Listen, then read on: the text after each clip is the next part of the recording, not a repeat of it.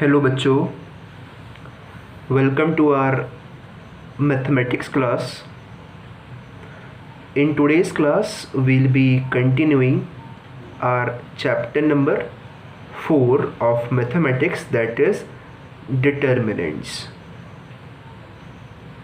So in the previous video, I had taught you that how can you calculate the area of a particular triangle when you are given the different coordinates of that particular of the vertices of that particular triangle. वो हमने देखा कि हम determinant को कैसे use करके बता सकते हैं. सो जो आज की वीडियो लेक्चर है वो भी इक्वली इम्पॉर्टेंट है, क्योंकि आज की लेक्चर के अंदर हम देखो कुछ बेसिक बातें करेंगे. ये बेसिक चीज़ें आपके एग्ज़ाम के अंदर नहीं आती हैं, but as a part of an exercise of your chapter number 4 I will tell you about it, because ये बातें आप पहले पढ़ चुके हो. when I defined the definition of determinant, when I taught you कि आप डिटरमिनेंट कैसे निकालते हो, सो वहाँ पर ये बातें मैंने कहीं ना कहीं अनजाने में ही आपको समझा दी थी. ओके, सो आज हम उन्हीं बातों को एक परफेक्ट नाम के साथ, एक परफेक्ट थॉट के साथ सीखेंगे कि कैसे हम एक्सपेंड करते हैं अपने डिटरमिनेंट को in the compact form of minors and cofactors. तो जो आज हमारा टॉपिक है जिसको हम पढ़ने वाले हैं, that is minors and cofactors. ये कैसे निकालते हैं ये आप पहले ही सीख चुके हो, ये सब आपको मालूम है, बस ये नाम आपको आज पता चले हैं और इन्हीं नामों के ऊपर आज हम बात करेंगे. Okay, the topic is very very simple, very very easy. Okay, पहले हम सीखेंगे भाई माइनर्स कैसे निकालते हैं, फिर हम सीखेंगे कोफैक्टर्स कैसे निकालते हैं. दोनों इम्पॉर्टेंट हैं, it should be said, but ये बात आप सीख चुके हो in the expansion of determinant. Same will be repeated today but in a very deep manner along with doing some questions on it. Okay, and along with that ये concept, ठीक है, use होते हैं आपके एग्जामिनेशंस के अंदर, but directly in पर questions नहीं आते हैं.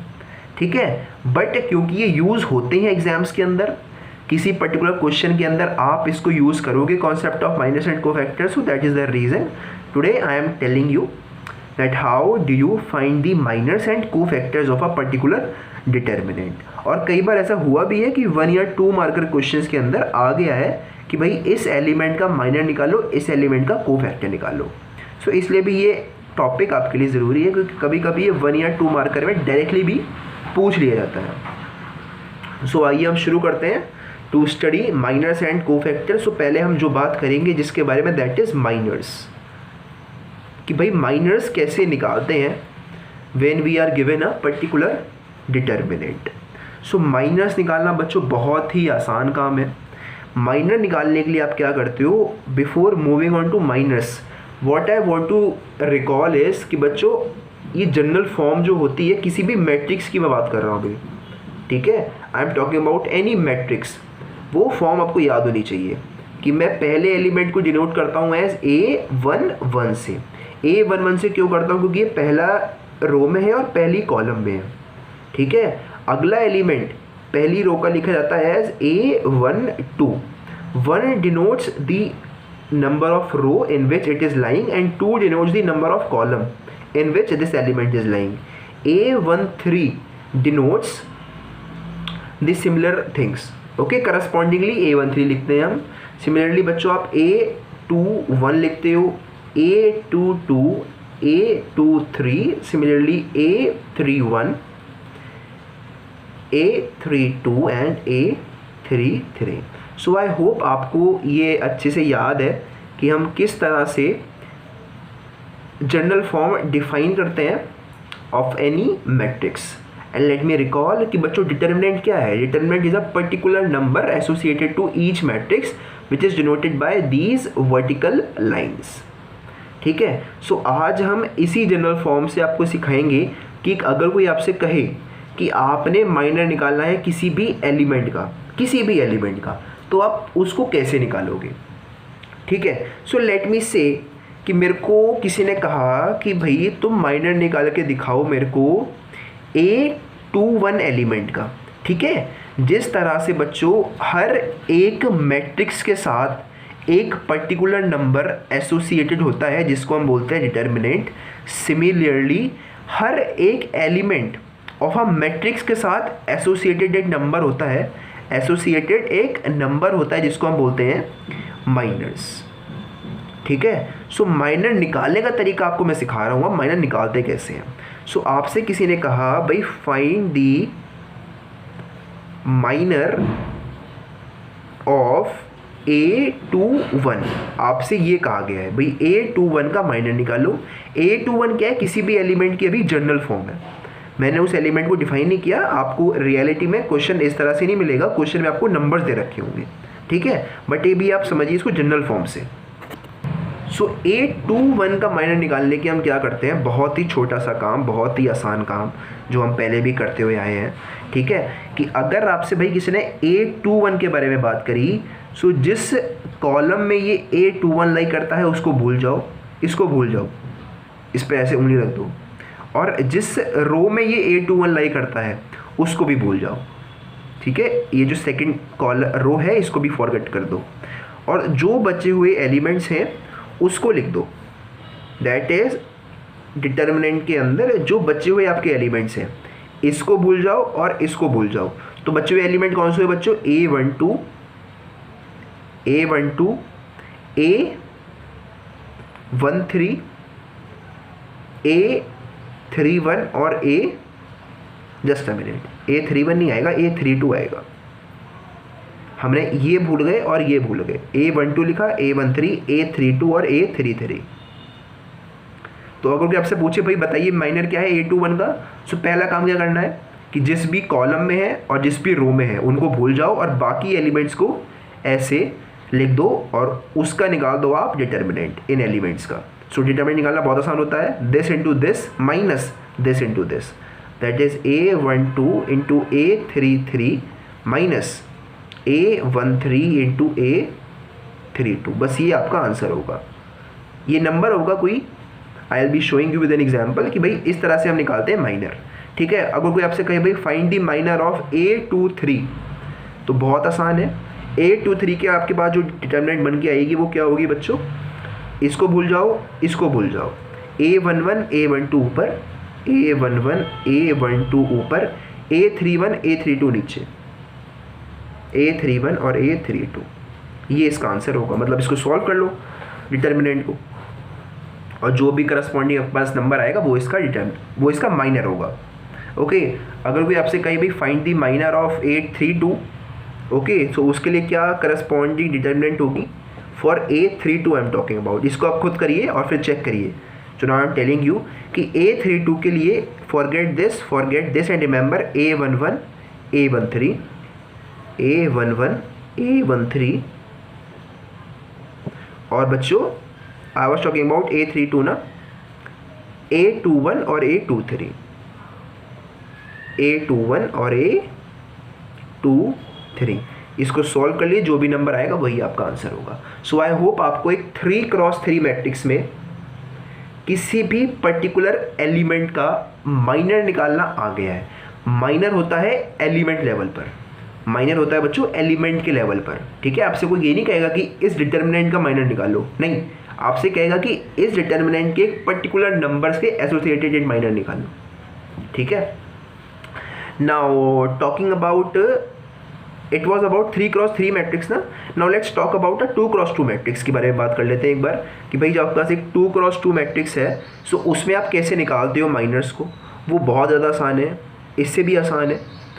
2x2 मैट्रिक्स है, जनरल फॉर्म क्या होगी बच्चों, A11 A12 A21 और A22, ये जनरल फॉर्म होने वाली है, ठीक है। इसके अंदर कोई आपसे कहे भाई find the minor of A11 सो वही काम करोगे भाई, इसके कॉलम को भूल जाओ, इसके रो को भूल जाओ, और जो बचा हुआ एलिमेंट है वो आपका माइनर होगा। यहाँ पर माइनर क्या है, A11 का माइनर क्या है बच्चों, A22 है, minor of A11 is A22, minor of A21 की मैं बात करूँ तो क्या होगा बच्चों, A12 होगा। सब कुछ अपने आप वेरीफाई करना, डू नॉट बिलीव मी, और मैं आपसे कहूँ भाई A12 का क्या होगा, so it will be A21, ठीक है। सिमिलरली अगर आपसे कहूँ भाई A22 का क्या होगा, so it will be A11, A22 का बच्चों A11 होगा। सो इस तरह से हम माइनस निकालते हैं, चाहे वो 2x2 मैट्रिक्स हो या 3x3 मैट्रिक्स हो, आपको दोनों ही माइनर निकालना आना चाहिए। और हाँ बच्चों, एक बात और कि कई बार मैंने आपसे भी कहा कि एग्जामिनर आपसे ये कभी नहीं कहेगा कि पूरे डिटर्मिनेंट का माइनर निकालो, ओके। ऐसा वो आपसे कह सकता है, अब मैं दोबारा करेक्ट कर रहा हूँ अपने आप को कि ऐसा वो आपसे कह सकता है, बट वो जब आपसे कहे कि find the minor of this determinant, तो उसका मतलब कुछ और होता है। उसका मतलब क्या होता है, उसका मतलब है कि आप हर एक एलिमेंट का एसोसिएटेड माइनर निकालो, ठीक है। अगर कोई आपसे कहे क्योंकि भाई find the minor of this entire determinant, तो उसका मतलब है कि आप हर एक एलिमेंट का करस्पॉन्डिंग माइनर निकाल के उसको दिखाओ, ठीक है। सो बात मेरी बिल्कुल ठीक थी कि माइनर आप निकालते हो किसी भी एलिमेंट के करस्पॉन्डिंग, बट ऐसा एग्जामिनर आपसे कह सकता है कि भाई find the minor of this particular determinant, उसमें आपको क्या करना होगा, हर एक एलिमेंट से एसोसिएटेड एक माइनर आपने निकाल के उसको दिखाना होगा। मान लेते हैं अगर इसी 3x3 के लिए एग्जामिनर आपसे पूछता है कि भाई find the minor of this determinant, तो इसके अंदर बताइए कितने माइनर्स आएंगे, इसके अंदर 9 माइनर्स आएंगे, मतलब 9 अलग अलग वैल्यूज़ आएंगी माइनर्स की। 9 वैल्यूज़ कैसे आएंगी, क्योंकि मेरे पास 9 एलिमेंट्स हैं, सो हर एक एलिमेंट के साथ एक माइनर एसोसिएटेड होता है, सो 9 एलिमेंट्स के साथ 9 माइनर्स एसोसिएटेड होंगे। Now let me show you this with a real example. By real what I mean is कि अभी तक हमने आपको सिखाया था जनरल केस, आपको दिखाते हैं भाई एग्जामिनर इसको आपसे कैसे पूछेगा एग्जामिनेशन के अंदर। वो आपसे कहेगा भाई क्वेश्चन के अंदर that find the minor of, let me से कि मेरे पास ये डिटर्मिनेंट है, कुछ भी ना दीजिए, लेट मी से 1 2 3 0 4 5 3 2 1, ठीक है। मैंने आपसे कहा भाई आपके पास एक डिटर्मिनेंट है and what I am saying is that find the minor of 4, find the minor of 4। सो एक बात छोटी सी और बच्चों अपने ध्यान रखनी है कि हम माइनर को रिप्रेजेंट करते हैं कैपिटल M से, ठीक है। अगर आपसे किसी ने कहा भाई आपको निकालना है माइनर ऑफ 4, सो 4 आपके पास एक ही है पूरे डिटर्मिनेंट के अंदर, और 4 की पोजीशन क्या है, 4 की पोजीशन क्या है जनरल फॉर्म के अंदर, पोजीशन है भाई ये A22 पर है, पोजीशन क्या है कि ये A22 पर है। So examiner can say that find the minor of 4 or he can say that find the minor of A22. So आपने एक्चुअली में निकालना क्या है, आपने निकालना भाई माइनर यानी कि M of 22, ठीक है। सो आप इस तरह से डिनोट करते हो माइनर को, जिस तरह से हम डिनोट करते हैं डिटर्मिनेंट को इससे, इस सिंबल से, इस तरह से हम डिनोट करते हैं माइनर को ऐसे। और 22 क्यों लिखते हैं, 22 शोज दैट कि जो माइनर है ये एक एलिमेंटल लेवल पर है, ठीक है। सो M22 की वैल्यू क्या होगी बच्चों, M22 की वैल्यू बहुत आसान है निकालना, हमें 4 का निकालना है यानी कि इस नंबर का, तो हम इसके करस्पॉन्डिंग कॉलम और इसके करस्पॉन्डिंग रो को भूल जाओ और बाकी एलिमेंट्स को लिख लो, दैट इज़ 1 3 3 1। अब निकालना आपको बहुत अच्छे से आता है, हम कैसे निकालते हैं भाई माइनर को, दैट इज़ सॉरी डिटर्मिनेंट को, that is 1 into 1 1 minus 3 into 3 9, answer is -8, ये आपका आंसर है। देखिए कितना आसान है करना, बहुत आसान काम है to find the value of minors associated with a particular number. कई बार क्या होगा, आपसे कहेगा examiner that find the minor of this determinant, तो वहाँ पर क्या करना होगा, आपको हर एक का माइनर निकालना होगा, हर एक एलिमेंट से एसोसिएटेड। फॉर एग्जाम्पल अगर मेरे को निकालना है भाई M11, इसका मतलब है कि ऐसे एलिमेंट जो फर्स्ट रो पर और फर्स्ट कॉलम में हो, वो मेरे पास 1 है, सो 1 के करस्पॉन्डिंग कॉलम और रो भूल जाइए और बाकी का निकाल लीजिए, 4 5 2 1, 4 1 ज़ा 4 -10 -6 इज़ योर आंसर। इस तरह से आपने करना होता है, बहुत ही आसान काम है माइनस निकालना। सो आई होप भाई माइनस निकालना आपको बहुत अच्छे से आ गया है, क्योंकि अगर आपको माइनस निकालना आ गया तो जो अगला टॉपिक हम पढ़ने जा रहे हैं दैट इज कोफैक्टर्स, वो निकालना बहुत बहुत आपके लिए आसान होगा। Okay, this I promise you. So I hope आपको बच्चों माइनस निकालना बहुत अच्छे से आ गया है। So now we can move on to कि हम कोफैक्टर्स कैसे निकालते हैं और कोफैक्टर्स एक्चुअली में होता क्या है. But before that please note down all the basics of minors that I had told you over here before I turn the page. और इस बेसिक फॉर्म को बच्चों लिख लेना, because I will be again addressing this basic form when I will be talking about cofactors. So now I hope आपको बच्चों miners बहुत ही अच्छे से समझ में आ गया है. अब हम बात करते हैं कोफैक्टर्स की. Cofactors you can say is a special case of minors. ठीक है, माइनर्स कोई थोड़ा सा मॉडिफाई करना है, थोड़े से चेंजेस उसके अंदर लाने हैं, तो फिर आप कोफैक्टर्स माइनर्स को ही बोल सकते हो when we introduce some changes. Okay, so first of all let me tell you बच्चों कि कोफैक्टर का जो रिप्रेजेंटेशन है वो आपको थोड़ा सा कंफ्यूज कर सकता है इन एग्जामिनेशन. तो इसको अभी से in the very beginning I am telling you, अभी से याद कर लीजिए that cofactors are represented by capital A. बच्चे सोचते हैं कि कोफैक्टर को हम रिप्रेजेंट करेंगे बाय कैपिटल सी. ऐसा नहीं है. एनसीईआरटी के अंदर और आपके बोर्ड एग्जामिनेशंस के अंदर अगर कभी भी एग्जामिनर कैपिटल ए पूछता है करस्पॉन्डिंग टू पर्टिकुलर एलिमेंट, तो उसका मतलब वो आपसे कोफैक्टर पूछ रहा है. सो ये रिप्रेजेंटेशन बहुत ज़्यादा इंपॉर्टेंट बनती है. Okay, so cofactors are represented by A और नीचे बच्चों कोई भी पर्टिकुलर एलिमेंट, लेट मी से आई जे. ठीक है, आई जे का मतलब है कोई particular element which is lying in ith row and jth column. ठीक है, उसका मतलब है A I J. So talking about the cofactor, cofactor एक फिर से नंबर है जो कि किसी भी एलिमेंट से एसोसिएटेड होता है. ठीक है, किसी भी एलिमेंट से एसोसिएटेड नंबर होता है. अब इसको हम निकालने का तरीका बच्चों ये भी सीख लेते हैं. सो इसको निकालने का तरीका थोड़ा सा अलग है माइनर से. पहले आपने क्या करना है, अगर मैं आपसे कहूँ कि आपके पास भाई ये I am writing the general form in front of you. So this is the general form in front of you. अगर कोई आपसे कहीं भी find the cofactor of let me से, अभी हम चलो जनरल फॉर्म में बात करते हैं. लेट मी से आपसे कोई कहता है भाई kind find the cofactor of A I J. ठीक है, आपको नहीं पता मेरा आई कौन सी रो में है और जे मेरा कौन सा कॉलम है. बस आपसे किसी ने कह दिया कि आपने कोफैक्टर निकालना है भाई आई जे का. ठीक है, किसी ने आपसे कहा आपको कोफैक्टर निकालना है एक एलिमेंट का जो कि इस रो में है और इस कॉलम में है. ठीक है, आपसे किसी ने इतना कह दिया. तो जैसे ही आप ये सुनो कि मेरे को कोफैक्टर निकालना है, सो पहला काम जो आपको करना है वो क्या है कि पहले आपको माइनर निकालना है. आपसे किसी ने कहा कि आपको कोफैक्टर निकालना है किसी भी एलिमेंट का, सो पहला काम स्टेप नंबर 1 जो आपको करना है वो क्या करना है, माइनर निकालना है ऑफ दैट पर्टिकुलर एलिमेंट. ठीक है, आपने क्या करना है, माइनर निकालना है ऑफ दैट पर्टिकुलर एलिमेंट. ये हो गया आपका स्टेप नंबर 1. कोफैक्टर सुनते ही पहले निकालो minor. Step number 2 that makes it different from minor is कि आपने जो माइनर निकाला है उसको -1 से मल्टीप्लाई करना है. अब -1 से मल्टीप्लाई करने की भी कुछ कंडीशन है कि -1 को रेस करना है कुछ पावर पर और फिर उसको मल्टीप्लाई करना है.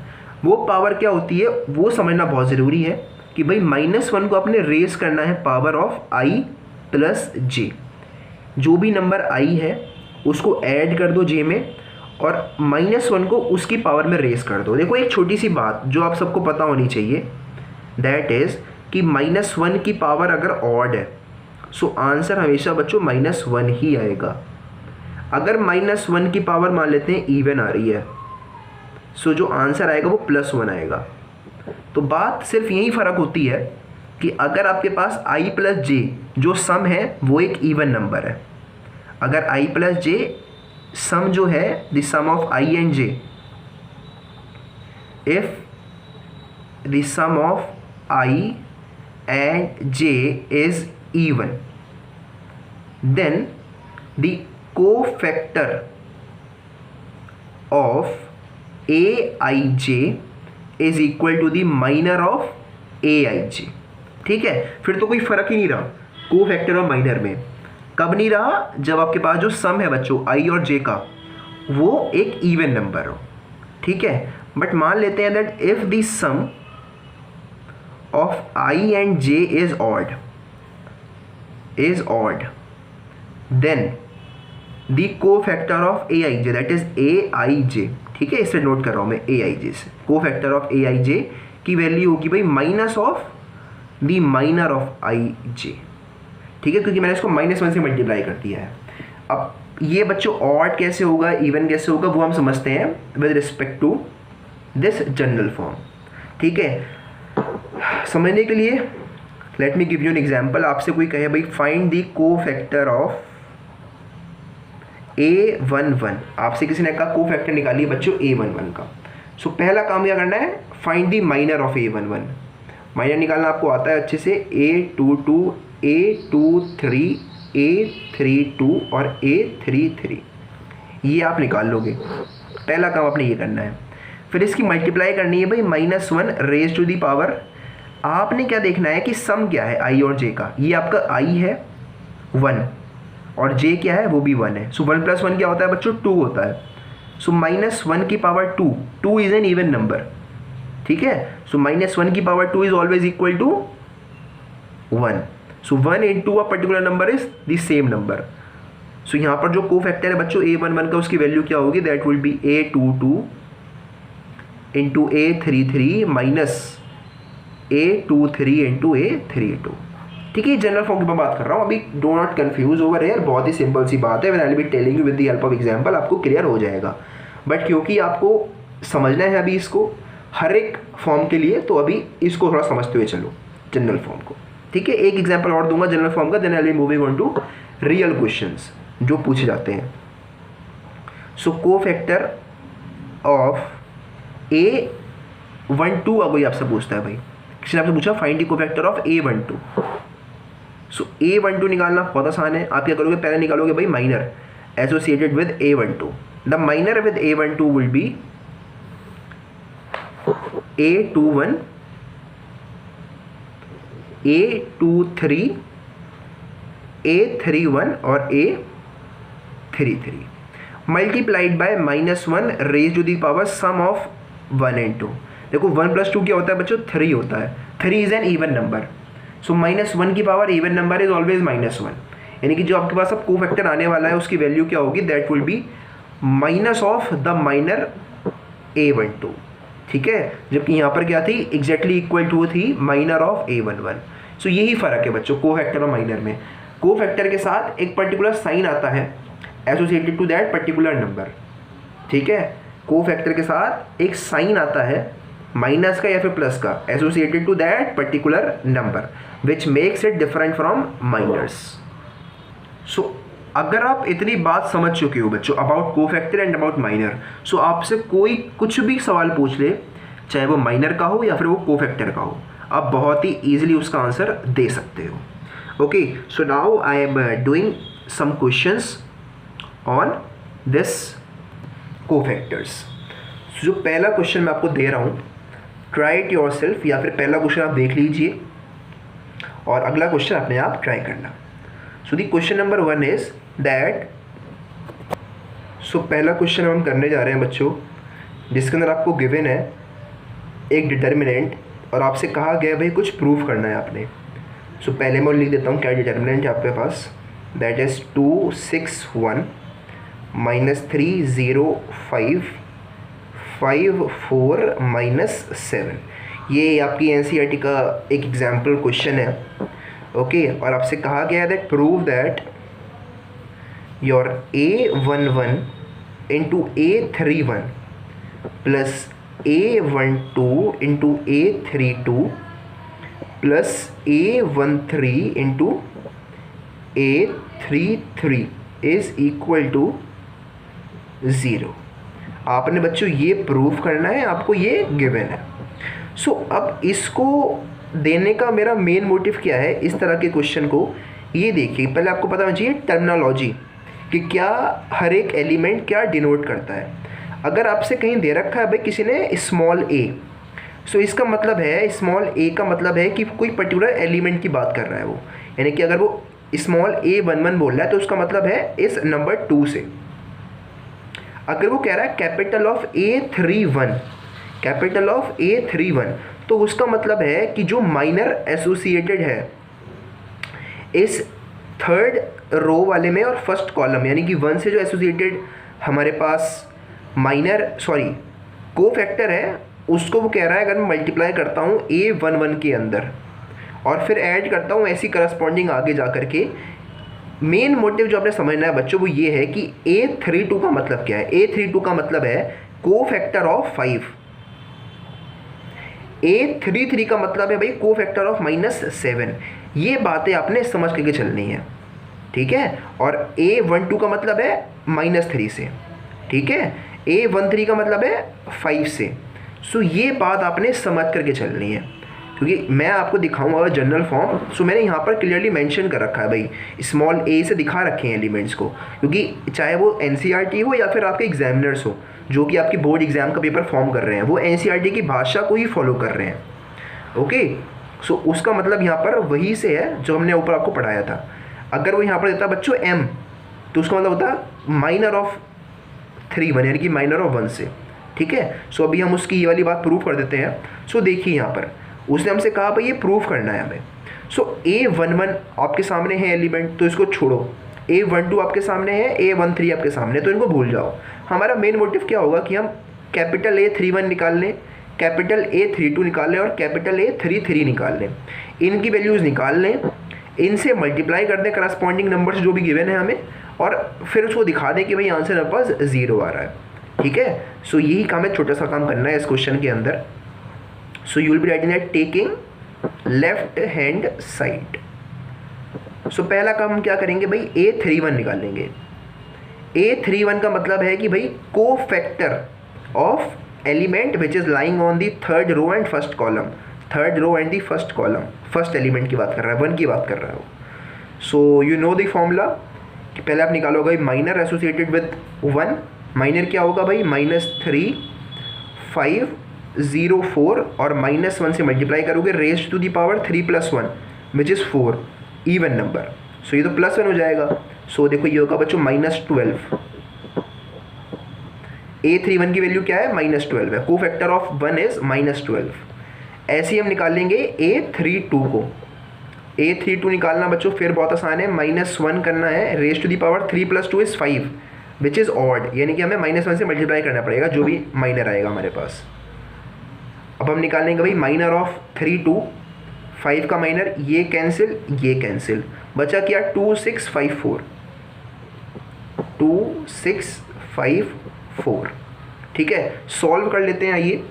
सो 2 4 ज़ा 8 -6 5 ज़ा 30। सो ये होगा बच्चों माइनस का 22, बट हमें -1 से मल्टीप्लाई और करना है अभी। सो इट विल बी +22, ठीक है। यहाँ से आता -22, बट हमको -1 से भी तो मल्टीप्लाई करना है ना अभी इस पूरे नंबर को। सो दैट इज +22 आपके पास आएगा। सिमिलरली आप निकाल लोगे बच्चों A33 को, -1 raise to the power 6 which is even, so need not to multiply any number with the minor. और माइनर आपका क्या होने वाला है, माइनर A33 का बच्चों ये कैंसिल, बचा क्या 2 - 3 6 0, 2 जस्ट अ मिनट, -3 6 और 0, इसको सॉल्व कर लीजिए। सो 2 × 0 इज 0, -6 3 ज़ा sorry -3 × 6 is 18 and -18 × minus is +18। सो यहाँ पर आ गया आपके पास बच्चों +18। The cofactor of A33 is +18। +18 क्यों आया, वंस मोर कि भाई देखो ये -3 है। सो -3 × 6 करोगे तो आंसर क्या आएगा, -18। And you know very well कि हम करते क्या है भाई, 2 × 0 माइनस इंटू -3 × 6 इज +18, ठीक है। सो यहाँ पर +18 आ गया, यहाँ पर 22 आ गया, यहाँ पर -12 आ गया। बस अब इन नंबर्स को, इनकी करस्पॉन्डिंग नंबर जो भी गिवन है उससे मल्टीप्लाई करो और चेक करो और फिर उसको दिखा दो कि ये 0 आ रहा है। सो आपने A31 को मल्टीप्लाई करना है बच्चों A11 से, दैट इज़ 2 से। सो 2 × -12 इज -24, -24। मैंने क्या कर रहा हूँ, इन दोनों को मल्टीप्लाई कर रहा हूँ। A31 मेरे पास यहाँ पर है, A11 में यहाँ से ले रहा हूँ। अब आते हैं भाई A12 पर। सो A12 -3 है और A32 मेरे पास 22 है। सो -3 × 22 इज -66, -66। अब आगे बात करते हैं बच्चों। सो यहाँ पर आपके पास क्या है, 5 है, A13 5 है, और यहाँ पर क्या है बच्चों 18 है। सो 18 5 इज 80, इट्स 90। So plus 90। अगर आप ध्यान दो, अगर मैं बच्चों इसको ऐड करूँगा -24 -66 को, तो ये -90 आएगा मेरे पास। सो -90 आ गया, प्लस 90 कर दीजिए, दोनों कैंसिल हो जाएंगे, इट विल गिव यू अ 0। सो इस तरह के क्वेश्चन ही आपके एग्जाम्स के अंदर आते हैं। फिर आप लिखोगे भाई which is equal to your right hand side and hence proved. So इस तरह से आपने क्वेश्चंस को करना होता है। बहुत ही आसान तरीका होता है क्वेश्चंस को करने का। देखा आपने, आपको जो भी गिवन है उसको लेकर के चलिए, जो आपको निकालना है वो निकालिए। कोफैक्टर निकालना है 3 1 का, उसका निकालिए, 3 2 का निकालिए, 3 3 का निकालिए, जिससे मल्टीप्लाई करना है उससे मल्टीप्लाई करिए, आंसर मैच करवा दीजिए। सिर्फ इसी तरह के अगर क्वेश्चन आते हैं तो इसी टाइप के आते हैं। अगर बेसिकली डायरेक्ट क्वेश्चन कोई देगा कोफैक्टर या माइनस पर, तो इस तरह के क्वेश्चन आते हैं, ठीक है। वरना हम इसको इनडायरेक्टली ही यूज़ करते हैं। Now what I actually mean by indirectly, that I will be showing you by a question. Okay, मैं आपको क्वेश्चन दूंगा, उसमें हम कहीं ना कहीं इनडायरेक्टली ही यूज़ करेंगे अपने कोफैक्टर और माइनस को। सो बच्चों, क्वेश्चन इस तरह से पूछता है एग्जामिनर इनडायरेक्टली कोफैक्टर और माइनस से। आपसे कहेगा दैट एक्सपेंड, और you can say that find the value of determinant by expanding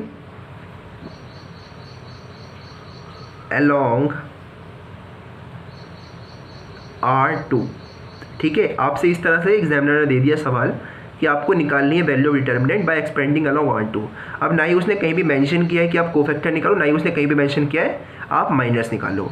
but आप देखना कि आप इनडायरेक्टली यही कोफैक्टर्स का ही कॉन्सेप्ट यूज़ करने वाले हो to find the value of determinant by expanding along R2। अब पहले लिख देते हैं कि क्या डिटर्मिनेंट है आपके पास। तो डिटर्मिनेंट बच्चों है आपके पास 5 2 1 3 0 2 8 1 3। आपके पास ये डिटर्मिनेंट है और आपने इसकी वैल्यू निकालनी है बाय एक्सपेंडिंग अलॉन्ग R2। अब आप थोड़ा ध्यान से समझने की कोशिश करो कि हम वैल्यू कैसे निकालते हैं डिटर्मिनेंट की। हम क्या करते हैं, किसी भी नंबर को लिखते हैं, उसको मल्टीप्लाई करते हैं उसके करस्पॉन्डिंग माइनर से। थोड़ा आपने अगर ध्यान से समझा हो बेसिक्स, एक बार दोबारा देखना डिटर्मिनेंट की पहली video lecture, there I have told you कि आप कैसे निकालते हो, how do you expand a particular determinant to find its value. So हम क्या करते हैं एक्चुअली बच्चों, व्हाट वी डू इज़ कि जो भी हमारे पास एलिमेंट होता है, लेट मी से मेरे पास हमें एक्सपेंड करना है अलॉन्ग R2।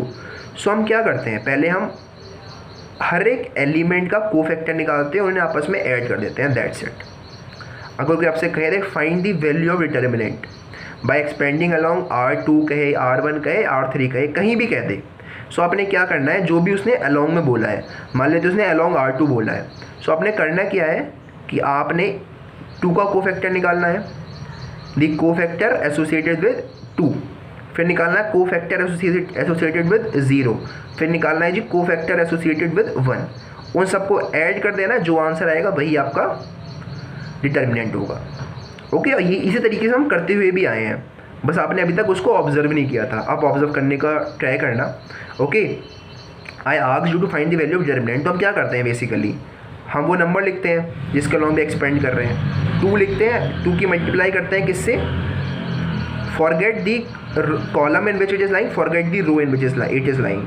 सो 3 8 2 3, 3 8 2 3। ठीक है, फिर आप क्या करते थे भाई, minus of a particular number, but यहाँ पर ऐसा नहीं होगा क्योंकि आप ध्यान से देखो तो उसने हमसे क्या कहा है, अलॉन्ग R2। और मैंने आपसे क्या कहा कि अगर आपको कोई वैल्यू निकालनी है डिटर्मिनेंट की अलॉन्ग एनी रो, तो आप क्या करते हो, आप हर एक एलिमेंट का इंडिविजुअल कोफैक्टर निकालते हो, हर एक एलिमेंट का इंडिविजुअल कोफैक्टर निकालते हो और उसमें उस एलिमेंट को मल्टीप्लाई कर देते हो, यही तो करते हो। सो अगर मेरे को निकालना है भाई कोफैक्टर एसोसिएटेड विद 2, तो मैं क्या करूँगा, cofactor with 2 is 3 8 2 3 multiplied by -1 raised to the power, भाई 2 कौन सा एलिमेंट है बताइए मेरे को? 2 is the element in the first, second row and first column. 2 1, 2 क्या है मेरा? A21 है। सो -1 की पावर 2 + 1 इज 3, ऑड आ गया, ऑड नंबर। सो जो को फैक्टर है बच्चों 2 के साथ एसोसिएट, उसकी वैल्यू क्या होगी? -3 3 9 और 2 8 16. So over here if you cancel it out, so it would be -7. -7 into -1 is +7. So यहाँ पर जो आपके पास बच्चों आया है को फैक्टर ऑफ 2, दैट इज 7। ये क्या है? को फैक्टर ऑफ 2, या फिर आप कहते हो को फैक्टर ऑफ A21, ये मैंने निकाला। I found out the value of cofactor of 2, that is A21, जो एलिमेंट लाई कर रहा है सेकेंड रो के फर्स्ट कॉलम में, ठीक है। उसकी वैल्यू मेरे पास आई 7। सिमिलरली आप निकालोगे A22, उसकी वैल्यू क्या होगी बच्चों? -1 raise to the power 4 which is +1 multiplied by the determinant, that is 5813। 5813। अब जो भी इसकी वैल्यू आ रही है उसको मैं बता मैं क्यों नहीं लिख रहा, why am not calculating it, because I know कि मेरे को लास्ट में आकर के 0 से मल्टीप्लाई करना पड़ेगा उस वैल्यू को, and if I multiply a particular value with 0 the answer is 0 itself. So 0 को मैं यूज़ ही नहीं कर रहा हूँ। ओके, सो इसकी वैल्यू आप निकालो या ना निकालो कोई फ़र्क नहीं पड़ता, बिकॉज एट द लास्ट मेरे को उसको 0 से मल्टीप्लाई करना है। So no worries at all. So now we will finding the cofactor of 1, that is A23। So again -1 की पावर 5 which is -1 multiplied by 5312। So calculated factor 10 -3 that is 7 और -7। सो यहाँ पर आया बच्चों +7, यहाँ पर आया -7। को फैक्टर की मल्टीप्लाई करते हैं उसके करस्पॉन्डिंग नंबर से to find the determinant. So determinant की वैल्यू क्या होगी भाई? 2 multiplied by its cofactor that is 7, fine, +0 multiplied by its cofactor जो भी है, आई डू नॉट नो, जो भी है, +1 इंटू -7, ठीक है। सो 2 7 14 -7, आंसर इज 7। 7 इसका आंसर है। चाहे आप यही वैल्यू डिटर्मिनेंट की एक्सपेंड करके निकालो along R1 along R3, value 7 ही आनी है, ठीक है। बट तरीका आपने ध्यान दिया कि मैंने to find the value of determinant मैंने को फैक्टर का कॉन्सेप्ट यूज़ किया है। I had use the concept of cofactors to find the value of determinant.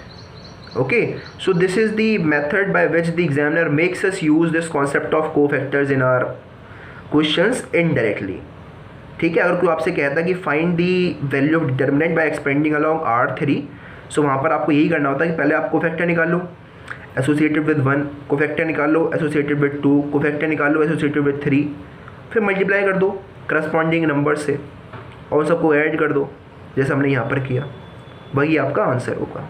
Okay, so that is how you use the concept of cofactor and minor.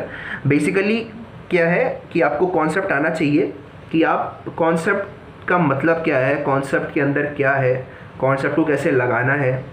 Okay, that is more important. So I hope the concept of cofactor and minors is clear to you. अगर कहीं भी examiner इनको use करे तो आप immediately answer निकाल सकते हो, और कोई भी कॉन्सेप्ट विद प्रैक्टिस ही अच्छा होता है। So keep practicing minors and cofactors, क्योंकि ये डिटर्मिनेंट निकालने में आपकी बहुत हेल्प करता है। So in this video lecture and for this concept of cofactor and minors, that's all from my side. Keep practising. Thank you very much.